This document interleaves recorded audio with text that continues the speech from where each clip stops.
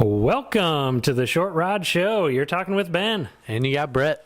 Thanks for joining us, everybody. We are down in the basement tonight. We're relegated to the basement here. Late night operation. Yep. Don't wake up the kids is the main goal. Yep. So thanks for joining us. We're recording the best we can through the week here, and want to get you guys some up to date, fresh content. Yep. That's kind of our goal throughout the ice season, just so we're staying current on everything. And what are we talking about today, Brett? Well, we both got out on the ice quite a bit here in the last 2 to 3 days. Some local ponds. Had some intention of hitting some bigger water, but just didn't work out. Didn't get out early enough. And then I was like, well, by the time I drive an hour and then drive an hour back, that's 2 hours of fishing that I could just be spent in town fishing. And I'm probably not going to see any better fish anyway. So yeah, exactly. Stayed in town. What else? Oh, and we were going to discuss a little bit of catfishing.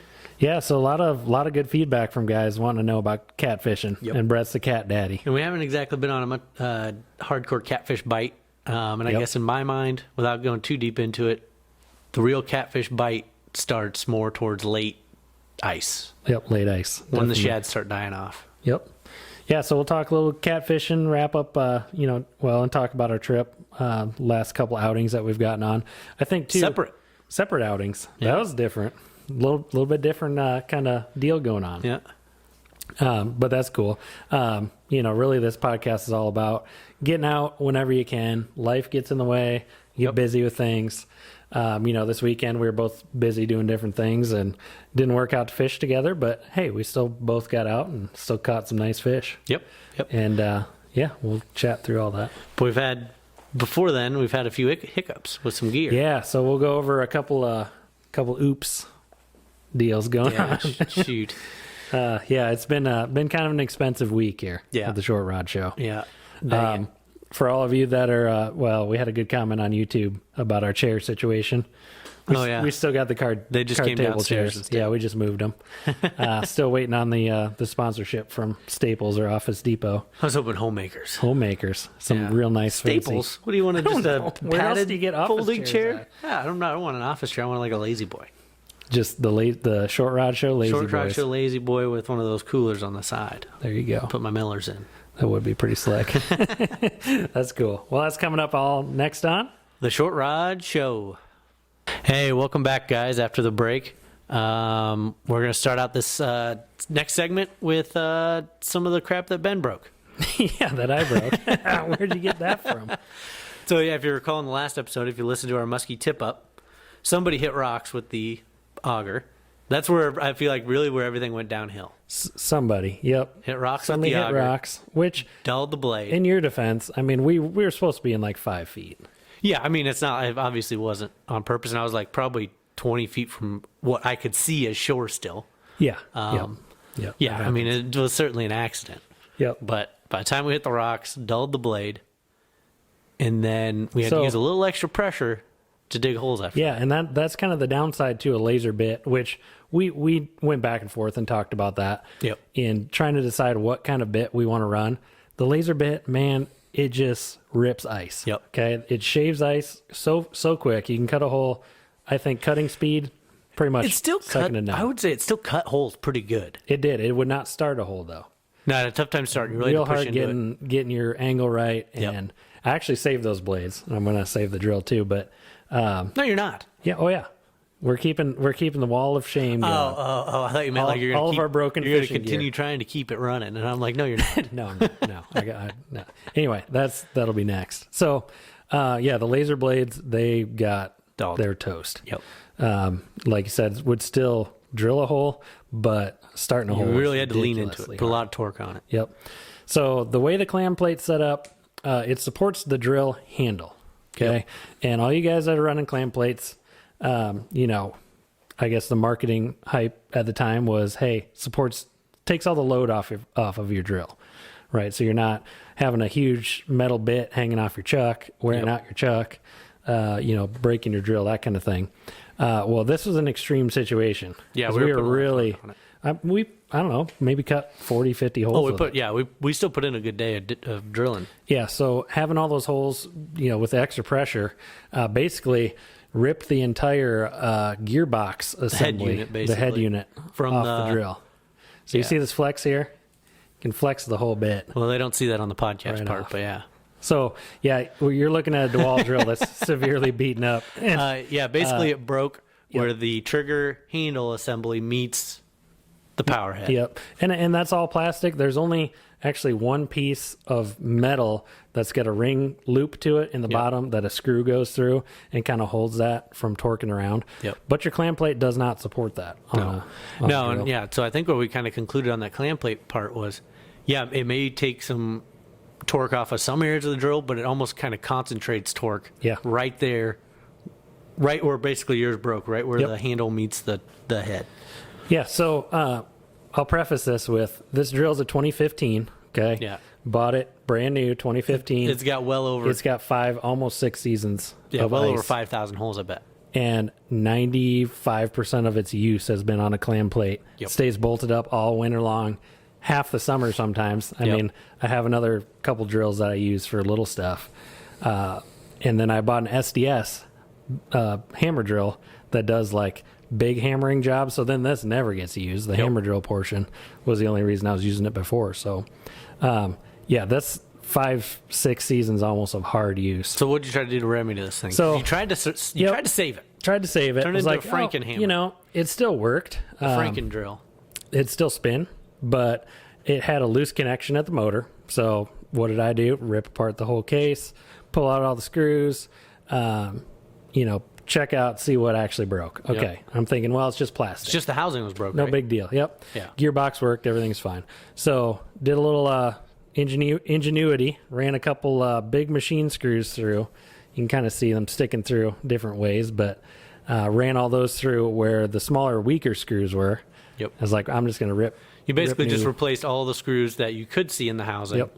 with your bigger screws. Yeah, and so I also glued it. So it's got some clear plastic epoxy Yep. that I figured, all right, that'll help hold the case together. And then I also put a zip tie around it because, you know, zip ties. Zip ties fix Because you everything. know zip ties. So I ran a big, pretty decent You should put sized some zip duct tie. tape on it. That's probably where you let We your- need to just you wrap fell some off. duct tape and call it good. Duct tape. Make sure you cover up those vents real tight. There you go. Yeah, I mean, out You on want the it to ice, heat up. I figure, yeah, we need some heat out there. Absolutely. You want to warm your hands up on it. So, long story short, take it out on Sunday. I was all jazzed, ready to test it all out. This is after the glue had dried a couple days, and yeah, first hole, it gets almost all the way through the hole, and then that hard spot, you know, right Right at the end. at the end. And this is with new blades, granted. I'm not. Yep. I gave up on those blades, bought brand new ones.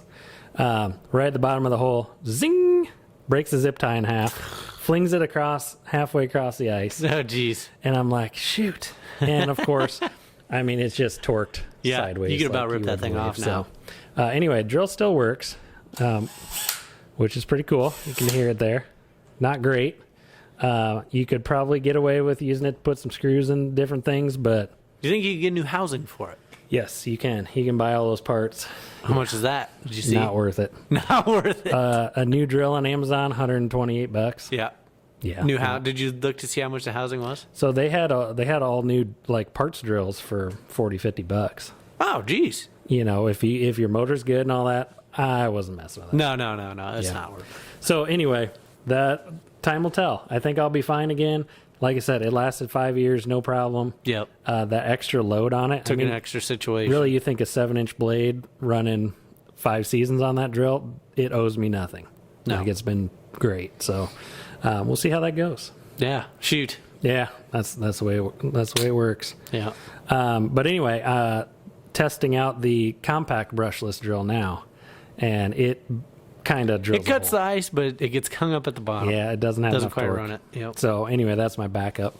And then one other thing I want to touch on, the otter shelter. If you guys have an otter, maybe their older version, I don't know if they updated the plastic or whatever in the windows. My windows are all yellow. And I thought otters were not supposed to have plastic windows. That was their big deal. Like, hey, never yellows. Yeah. No problem. I don't know what happened with mine. They're hard to see out of now. Yeah. Especially if you get a little fog on and So you can't really see anything. for $6 on Amazon, some Meguiar's plastics. I'm going to try that this week. Oh, you haven't used it. Haven't used it yet. Bold move, talking about it without I'm using just it. saying, a couple guys on What if the it old just forums. completely ruins it?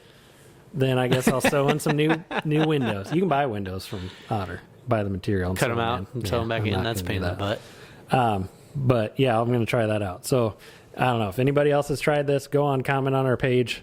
Let me know how it worked for you.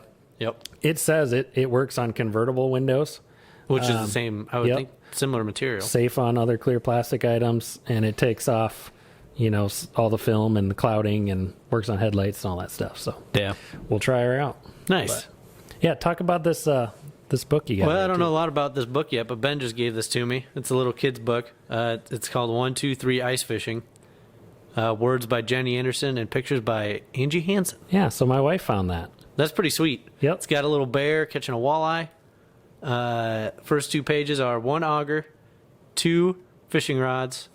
We're packed up the sled. Yep, it's actually pretty and legitimate 3 tip-ups. and accurate. Oh, yeah, it's super legit. It's got a 5 of diamonds on there. There's a spoon. Yes, anybody that's got kids, check it out. We even got it. He's got a it little- signed.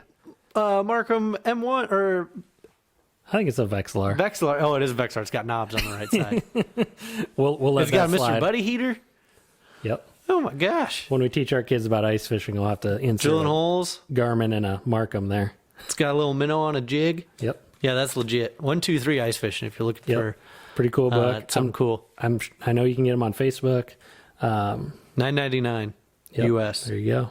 Reasonably priced. So anybody that's got kids, it's hard to find ice fishing materials, I guess. I've guess never I seen a never book would've thought to before, look for it. geared towards kids. Man, these are some legit beaver dam tip-ups. Yep. It's very accurate. it. They did a great job. They with did it. do a really good job. That's pretty cool. Pretty cool. All the way down to cooking it. Yep. Cooking that little pan. You can see if Yeah, the over fish there's a fillet fried in up the- in piece the of fryer. fish fillet in there. It's kind of a pop-up book. Yeah. Things for your kids to That's touch legit. and grab. Thanks, Pretty man. neat. Yeah, no problem. That'll be cool. Yep, Yeah. kiddos will like that. Break them into ice fishing here. For really sure. young. So, well, tell us about your trip out on Monday. Monday trip. So 'Cause, I'm yeah, fortunate Mondays- enough to work for an employer for my daytime job that gives us Martin Luther King Day off. And so So I'm getting fish pictures sent to me while I'm all at day work. long. All Yeah. day long. So I get up.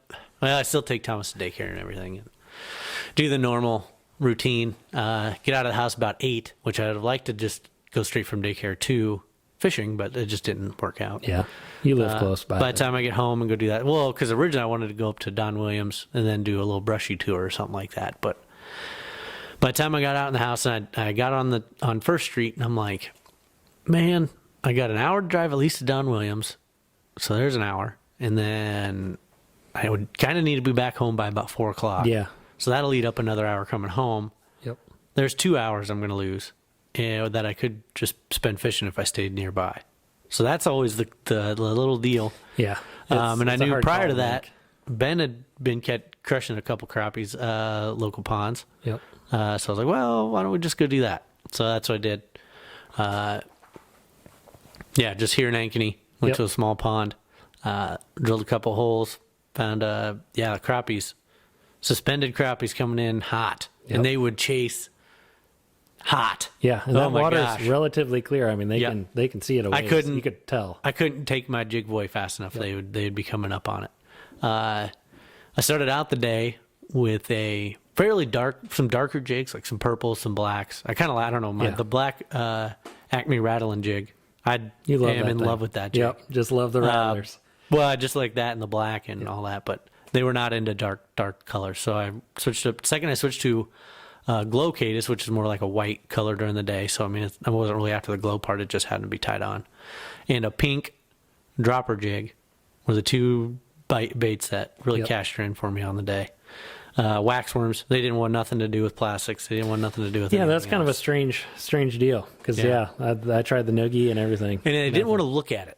Like if you didn't raise your bait up fast enough from them, if they had a chance to catch up and have a chance to stare at it, they weren't going to eat it. Yep. They were going to look at it and they'd swim away and they'd look at it and swim away and look at it and swim away and then they'd leave. Where if you were able to keep it away from them and they were really got some speed, Yep. they were going to hit it no matter Well, what. and I think that's partially, what makes urban fishing a little bit different. I mean, those They're fish, pressured. they've seen some stuff. Oh yeah, where I was drilling holes, I was just drilling on top of a bunch of other holes. I mean, there were just holes everywhere out there, and half of those were your holes. Half of them are mine. Yeah.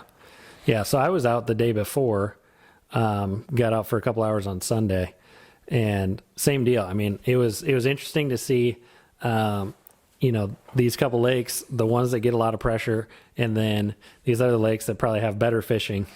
Yep. No one. Yeah, there was no one out there. A couple people followed me out there. And actually, shout out to Cole.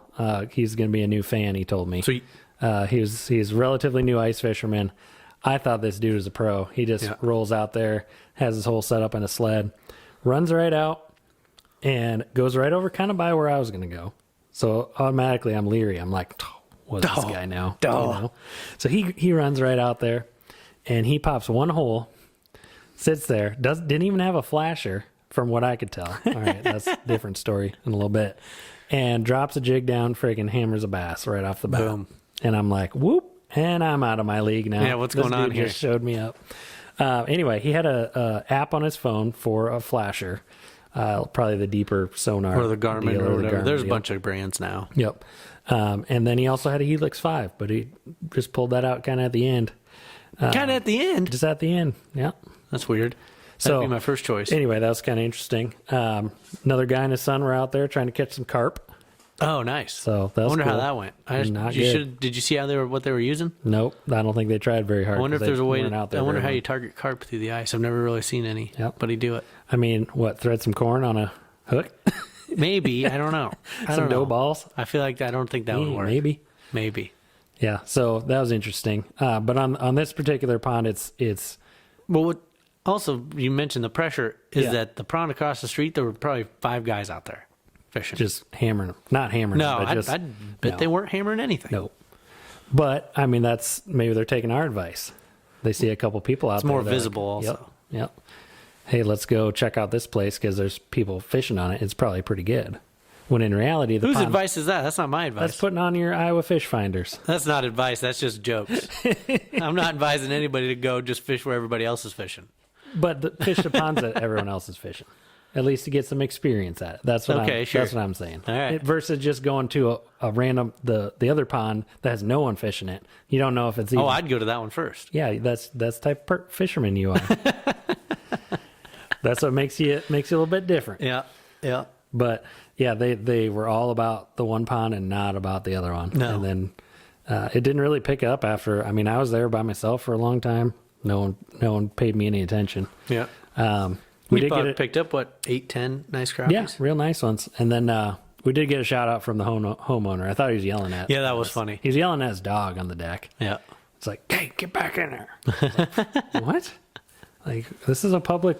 I was like, I was ready. I was like, oh yeah, dude, we can be here. Yeah, we could be here. Obviously, there's been people Yeah. here. So he was kind of a cool dude. So that's pretty neat. But I mean, we got a lot of comments too from people. I see a lot of posts on Facebook about different, larger fisheries and, Yep.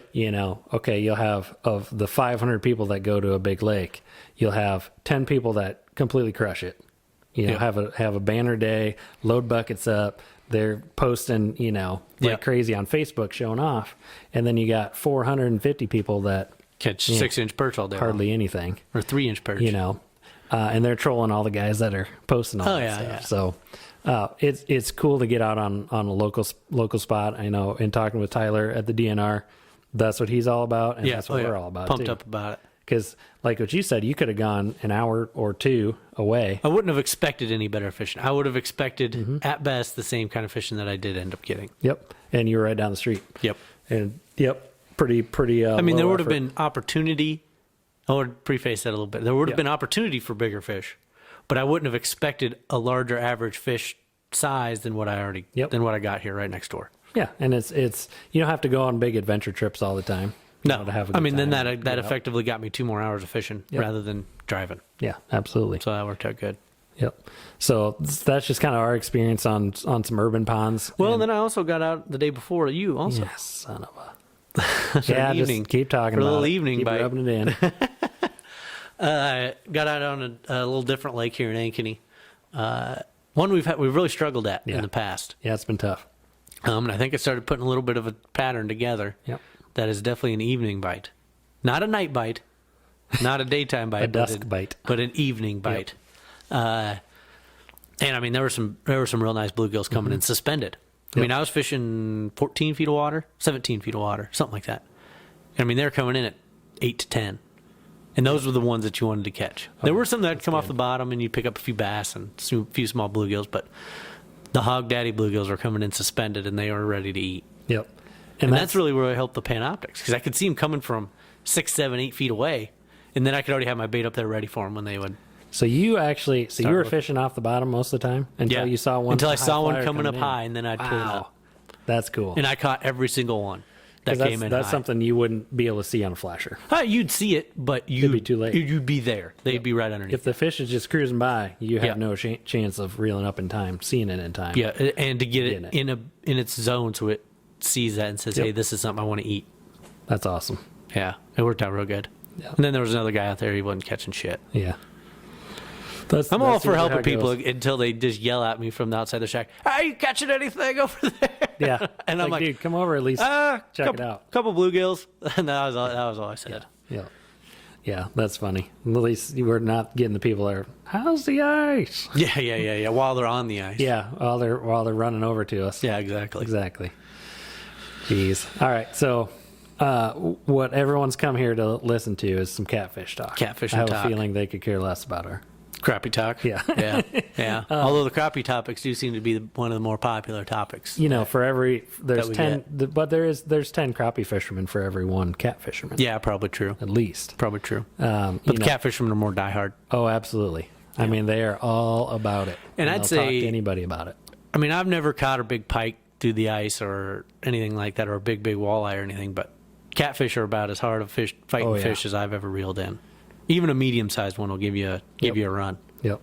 Yeah, and that's what it's all about. Just it's a big fish that's, not rare to catch, but it takes some doing to catch. Yeah, and speaking of like the rare thing and the doing to catch thing is what's unique about catfishing is that in the wintertime they will stack up. And I mean literally stack up in like a ball the size of, I don't know, your couch with 200 some fish in there. So that's what makes them hard to find. But once you find that spot, it's like shooting fish in a barrel after that. Yep. They're there. They're not going anywhere. And it's repeatable year after year. They might not be in that exact GPS location, but they're going to be in that area year in and year out. Yep. So what are some catfish basics? What's your setup for if you're going out to target cats? I mean, I rarely go out and target cats, but what my setup has been, and what if I say, hey, oh shoot, I just hooked into a cat and I want to target them at that point. What I run, because I've already got it with me, is I'll be running, well, obviously my schoolies. Obviously. Prefer 4 to 6 pound test, fluoro, and a lot of times a spoon. Yep. Spoon and some waxworms or shad. Yep. So really the best bites of catfish that I've gotten on is when I'm drilling holes and shad come up out of the ice. Yep. Like they're dead shad on the bottom underneath the ice. They float up through the hole or they come up. Well, they with your come up when I auger dig in. the hole. Yep. Because then those catfish are already sitting there. Yep. And that's happened several times. And that's why I say I think catfishing gets a lot better here towards the latter half. So, I mean, I'd like for us to hang on to ice at least through mid-March would be cool, but realistically maybe the end of February if we're lucky. So here in Iowa, where I would start thinking about catfishing is maybe after that first week of February. Yep. Maybe second week of February. That's Coming when I'm up here like, soon. Yep. it's catfishing time because the shad, those young of the year shad are starting to die out. Yep. Not all of them, obviously, but you'll get a shad kill every year. And you're getting some lower oxygen levels in lakes too, lakes and ponds. And so those catfish will start stacking up. The cats will be the most active ones. Yep. 'Cause they can They'll thrive a little bit stand it more. a little better. Yep. But I would say the ideal catfishing rig, I would say, would be 6'6" ugly stick yeah, maybe something like that. with the frog on. I would say you want something that's going to be. You want a decent backbone, but you want something that's going to detect a very light bite. Because I've never been in an experience where they just come in and slam it. Yeah. It's always just like they're nibbling it, Yep. they're nibbling it, they're nibbling it, and then you just set the hook. Yep, they're the kings of just kind of sucking it. Unless you are the most patient human in the world and you wait for them to get it all the way in their mouth and to swim away, which I am not that patient. Once I start seeing the taps, I'm setting the hook. Yep.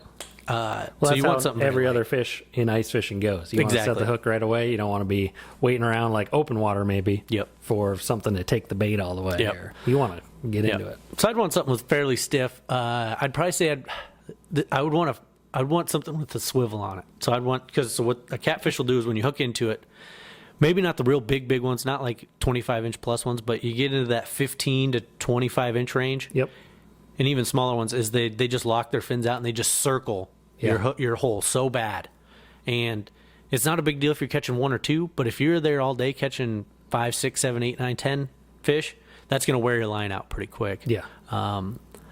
So ideal situation would maybe I'd have 10-pound fluoro going down to a swivel, down to that 4 to 6 pound Yep. leader, with my spoon on there, jig.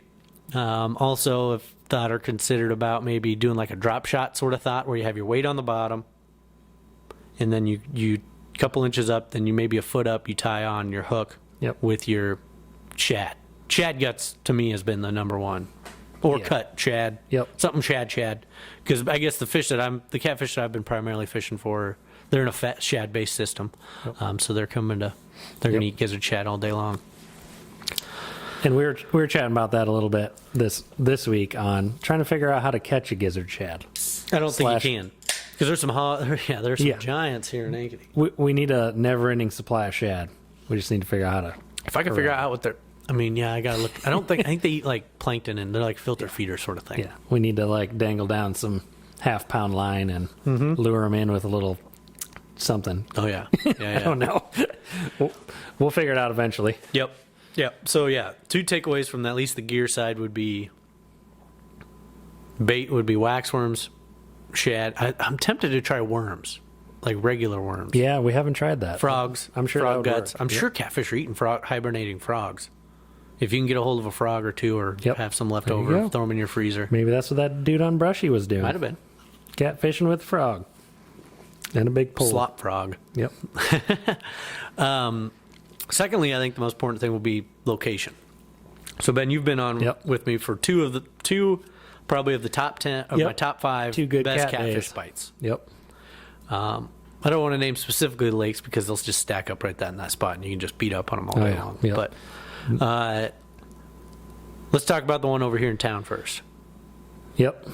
So that one, without giving too many details away. Do you remember the structure that we were sitting No, between? not at all. So what happened? I just know that it's unique because it's not managed for that at all. It's not managed for catfish. But it at all. has a hell of a catfish bite. Yeah, it does. pretty And it cool. has some nice ones. I don't think there's any 30-inch plus individuals in there, but I think you No, a can few more get up to a years. 20. Few I think more you years. I think you could expect a 20-inch catfish out of there pretty Yeah. easily. Yep. The structure that we were on was so they put in 2 rock reefs in Yep. that lake. Yep. And they're kind of, they run parallel. No, they don't run parallel. They run kind of extended from each other. So it goes one rock reef, then that rock reef ends. Then there's about a 40-foot gap, and then the next rock reef starts. And right there in that gap Yep. was right where everything was stacked up. The main travel way. Yep. Yep. And it wasn't the deepest part of the lake. So if you're fishing a smaller body of water, like I'm talking like farm ponds, that sort of stuff, 10 acres or less maybe, generally you just kind of seek out the deepest part of the water and you'll find catfish somewhere in there. Yep. You might not find them stacked up like we've described, but you'll find them cruising the bottom. They'll be down in that area. Where if you get into some bigger bodies of water or some other bodies where they have these reefs, where they have deep wood, they'll hang off of that also a lot of times. Yep. Yeah, that's pretty cool. And that's, catfish, they're fish of, they eat at whatever opportunity they have. Yep. So, they're cruising around, catching all the little bluegills and all the shad and all the other little bugs running around that main cutout there, Yeah. reef. Because everything's going to follow along that reef. Everything does. Yep. And then when they need to cross over it, they'll Yep. be right there. Yep. No matter what direction they're Yep, coming, if or they're fish following that rock coming- reef, they're all going coming to join right there in that little dip. Yep. Yeah. So on the schoolie, what makes the schoolie a good rod for catfish? Because It's a terrible rod for catfish. Terrible rod. It's not a great rod for a catfish. Yeah, so it's a little bit. I feel like it's too stiff and not as fast of an action as what Yep. you would need to Yep. really wrestle that fish. Because they'll really give you some head really shakes, and they'll really thrash, yeah. throb you, Yep. or bob you. What I guess the best part about it is that the strike indicator, you can really pick up on those really light bites. Yeah. And you can really set the hook. So what a catfish has is that sandpaper mouth where it's fairly wide in there. Mm-hmm. You need to be able to get that hook in somewhere. A lot of times I'm hooking them on the outside of the lip, Yep. which is not. Yeah. You're prone to miss a lot of fish. You don't have a doing good that. purchase on them. No, you don't have a good hit. Cranking them up on that. Rarely have I really ever hooked them, and maybe that's my own fault. Maybe that's because once I see a bite, I'm setting the hook. Not very often do I get a hook on the inside of the mouth. Mm-hmm. Usually it's somewhere around the outside. And I'm sure that's, now that I say that out loud, I'm sure that's what that's what happens. That's what it is. Yep. Yep. You got it figured out. Yeah, so yeah, I'd say that's really the only thing. And reel wise, I mean, it's got a drag, and if you've watched our video catching that bass, I'm a master at using the schoolie drag. Reel it in. Let Let out. it go. Reel It takes in. a little bit to get used to just letting go of that reel. Yep. Like you don't. It's not something natural that you want to do. You got But that drag finally. It's a tuned. combination of knowing when to let go of the reel, and then being able to keep tension with your hand Yeah. holding the rod. Yep. Those are your two different Yep. methods. Yep. It's really two-handed. Two-handed fishing on a schoolie. Yeah. Some folks in Maine really appreciated that video, and some Oh, yeah. Wisconsin folks. Yep. Yep. And then some other people just said nails on a chalkboard. Yeah. That sucker's got almost 36,000 views. I was like, crazy. oh my gosh. Yeah, people eat that up. It's awesome. Yeah, that was Yeah, crazy. That's good. But Yeah, some good action shots. I'm thinking, let's go to this Don. I'll talk about the Don Williams one because that's not a very specific spot. And they weren't really stacked up out there. They Yeah, were kind of sure. more roaming. So when we were doing that crappie tournament, prior to that day, the prior day where I was scouting out fish, Yep, I ran into a pre-fishing. bunch of catfish, pre-fishing. And we found them where we caught those crappies. Actually, I don't remember. Did we catch any that day? Mm-hmm. Yeah, sure we did. Oh, yeah, we did. Nothing real big, 15 inches maybe, Mm-hmm. 12, something like that. Not real big. And I wouldn't have expected them in that spot to be real big. But what was interesting about that is they were coming in suspended right with the crappies. Yeah. You wouldn't have known, well, as they were coming in on your flasher, you wouldn't have known whether it was a crappie or a cat Yep. coming to bite. Live scope, you'd be able to tell. Maybe. I don't know. I was watching that. From the videos I've seen. Well, I was watching that. You watched that uncut angling video last night then, probably. The quality, Yeah. I don't see how that is any better than what I got on my Panoptics. So my guess is that Garmin's tweaked a little bit from It's being shot. soaked. Well, the way those crappies looked, it was just That kind of looked terrible. It was a blob. It didn't look any better, and all that other junk in the water. Yeah. Compared to what I see on mine, on my Panoptics, I don't see where the value is on that. Yeah. I think maybe settings are off or it was soaking in the water for too long. I don't know. I think Aaron would have it shit surprised it dialed worked. in. I can't believe it worked. Yeah, I guess. For all those people that are wondering what we're talking about, uncut angling, Aaron Weeb, right? One of the great YouTube entertainment fishing channels, I guess. Yep. You could say. Yeah, you learn a lot. Yeah, it's informative and entertaining, and it's a good mix. Yeah, a lot of people like to watch his videos. He finally came out with a video showing him pulling up his live scope that has been on the bottom of this lake for a couple months. Yeah, a couple months, yeah. And Garmin, after it sat in rice for a while, Works. fires right up. Yep. So, Which I would have expected. It's all the only thing that would have been messed up would have been the terminals. Yep. Because that Garmin head unit's made to be out in the elements outside, Yep. getting wet, and the transducer's made to be in water. I mean, that wouldn't be a problem. Yeah, It'd that just be the auger working, connections. that was cool. Yeah, and that was just the connection problem, anyways, too. Yep. But back to the fishing part. yeah. So, Get out of the talk about Aaron Weed fishing deal. again. What were you saying about Panoptics and seeing them? Oh, I'd been able to tell You've them been live able to scope. tell No, the that's right. difference. That's but not what otherwise, I was talking about. these cats were suspended. Yeah, coming in acting suspended. just like crappies. Yep, which was interesting. That's one of the only lakes that I come in. I've experienced a bite like that. Yep. Where they come in, but what I think was happening was it was a deeper kind of portion of that lake. Yeah. Was that deeper area, and it was a steep break off the shoreline of that north shoreline because the south shoreline was kind of tapering Yep. into the upper portion of the lake, and there was a lot of deep wood out there. There's a lot of wood in there. And that's the next point I was wanting to get to is I think you'll find them sitting in a lot of wood. Yep. Specifically, if you're in, I mean, it's really relative to the lake that you're fishing on depth wise. I mean, they're not going to be sitting in 60 foot of water, Yep. no, by no means, but 20, 25 foot. If even just a log sticking out, you can find. There's a good chance it'd be something worth probing to see if there's a catfish down through there. Yep.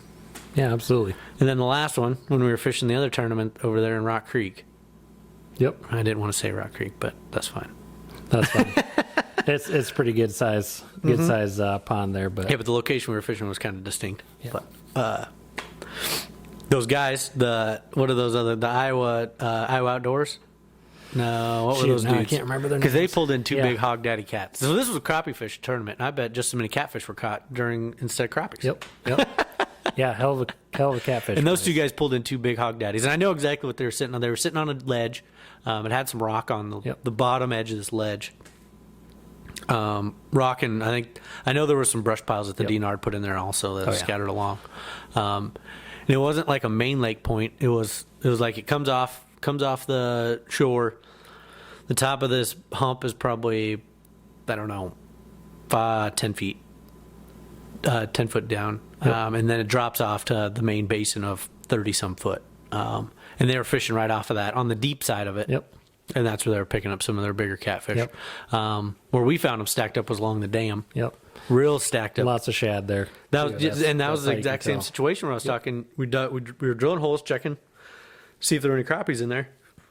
Drilled a hole, shad guts came up out of it, and I was like, oh, well, let's poke my transducer down here. Let's See get what's some down here. catfish in this crappie tournament. That was weird because those fish, and I mean, I understand it now that I think about it. They were stacked all the way from the bottom to the top of that ice. You could look down and practically see them. Yeah, they were, and the reason they were all the way up there is because all those shad were floated up there, and then the other ones were just loafing down below, or picking off particles or whatever that's coming down. Hooked on a piece of that shad gut. That's cool.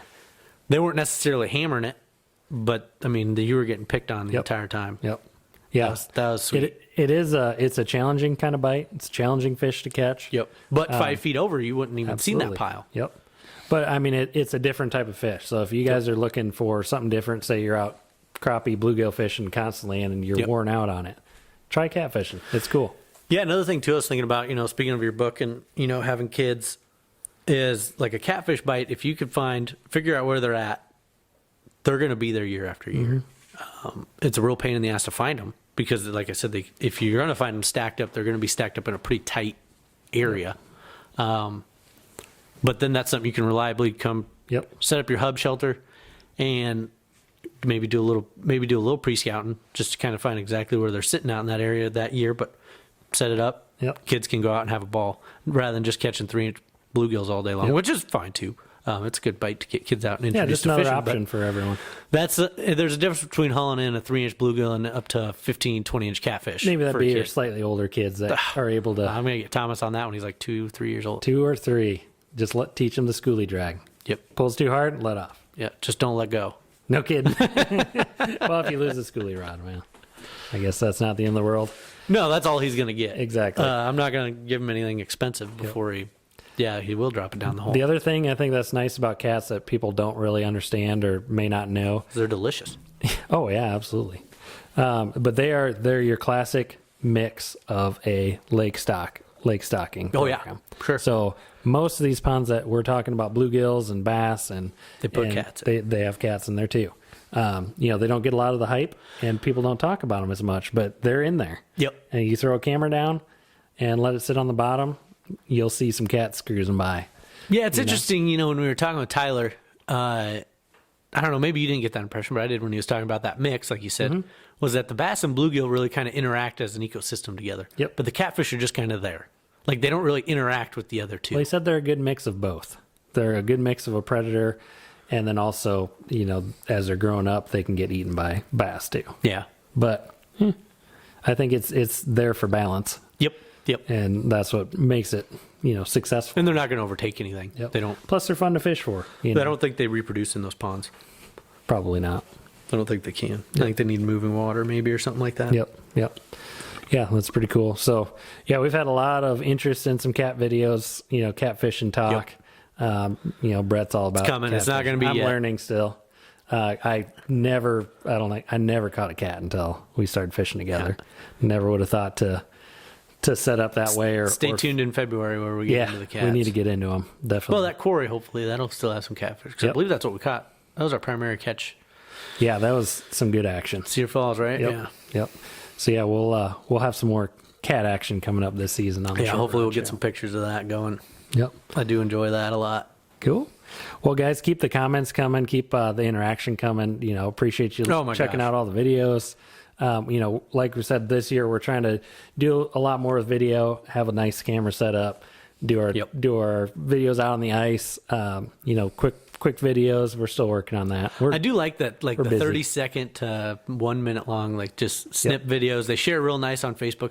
My computer can handle them. Oh man, we're running These beasts- old technology. I'm running very new technology. It just does not have very good many horsepower. No. It's very, Yep. yeah. Especially since we started doing these long videos for Yeah, our podcast. crunching a video is like It sucks. It's an all night ordeal to convert the format and then upload it, and that's oh my gosh. Yeah. And we're in 1080. No, we're in 1080. We're not even doing 4K because we can't. No, handle it. we wouldn't be able to handle it. That would take forever. Maybe someday. But it's nice handling those little 30-second to 1 minute videos. I Oh, can absolutely. Yep. pump those out and play with those and turn them out quick. Yep. And then, you know, also we like having a good mix of videos in the studio and videos out on the ice. Yep. You know, it's good to have both. Keep people engaged. It's a lot of fun with folks being engaged and stuff. Oh, yeah. Chit-chatting Absolutely. back and forth and messages. Yeah. It's been a little overwhelming, but it's been also a lot of fun. Yeah, I mean, if you guys are asking us questions and that kind of thing, we're sneaking in responses whenever we can. Usually what I'm doing, so we release things on Sundays. Yep. Usually Sunday evening, Monday, Tuesday.